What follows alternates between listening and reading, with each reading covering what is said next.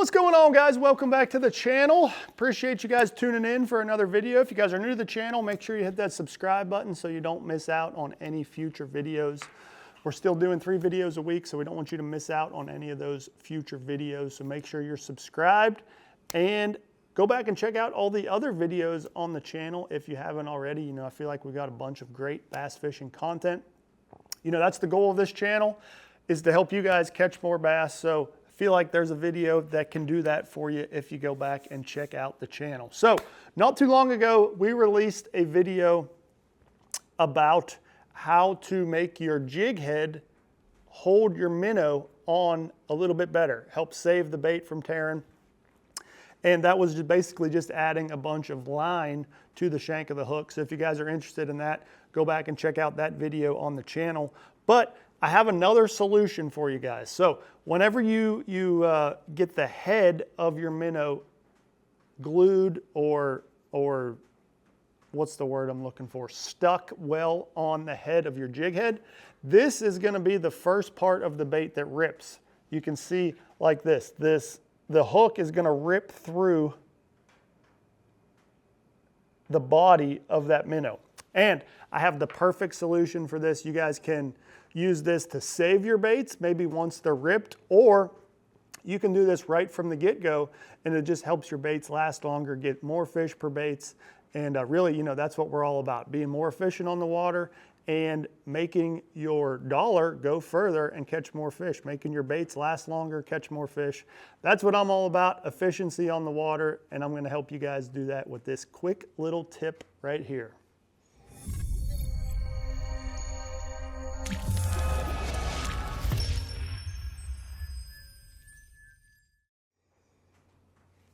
Okay, so like I said, this can be one of the most frustrating things. You finally get a minnow rigged up just right, get it glued, you know, let the glue dry, or this really applies to any baits. You know, this also applies to like your fluke style baits on a scamper rig, even all the way down to your, say, a jig trailer, swim jig trailer.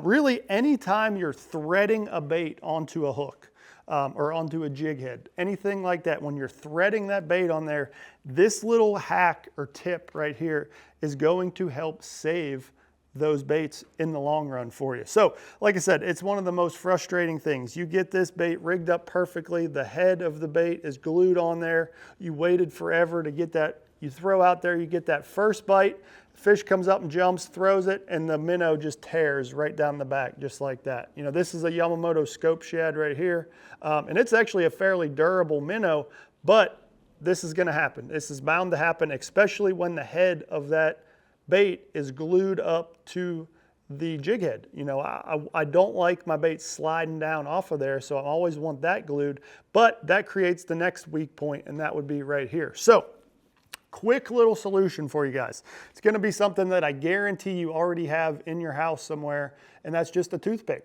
You know, I love using a toothpick. I'm always chewing on one, using one to clean out my teeth, whatnot. I have them laying around everywhere. But you can take this little piece of a toothpick and save your baits. So what you're going to want to do, now this bait is obviously already torn. You can see that. Very easily ripped, that plastic flops around. So you're going to want to put that bait, or put that hook back into the bait like it was rigged originally. Now you're going to take your toothpick and insert it in the side of the bait. So super important part of here is you want to be very close to the top. You know, basically this toothpick is laying on the top right here. Hopefully you guys can see this. This toothpick's laying on the top, and you want to be very close to the top of the bait. We'll go through this side right here, and then I'll show you guys. You see, you want that toothpick to be very close to the top, the back of the bait. And then when you slide that toothpick through the bait, you want to make sure that it goes above the shank of that hook. So now I got this toothpick ran all the way through. You can see that toothpick goes all the way through the bait right there, and it's above the shank of that hook. So now it actually acts as a stopper. Let's get my line out of the way. It acts as a stopper when that hook shank tries to pull and rip through the bait. So basically it spreads the surface area of the shank of that hook across the entire bait. So basically just the physics behind it is going to help hold that and keep your bait from tearing. Now obviously you don't want a big giant toothpick sticking out the side of your bait while you're fishing it. So you're going to take your pair of pliers, cutters, whatever it may be, and just cut that, woo, that one flying. Basically just cut off that little piece of toothpick there. And now it is left in there. Hopefully you guys are able to see that there. Little piece of toothpick is left in there, and now it just saved that bait. That bait is back alive, it's ready to go, it looks natural, and you know, it's gonna last much longer. Now, I will say I always love to use a little bit of super glue, so I will put a little dab of super glue on that toothpick before I cut it, put a little dab of super glue on there.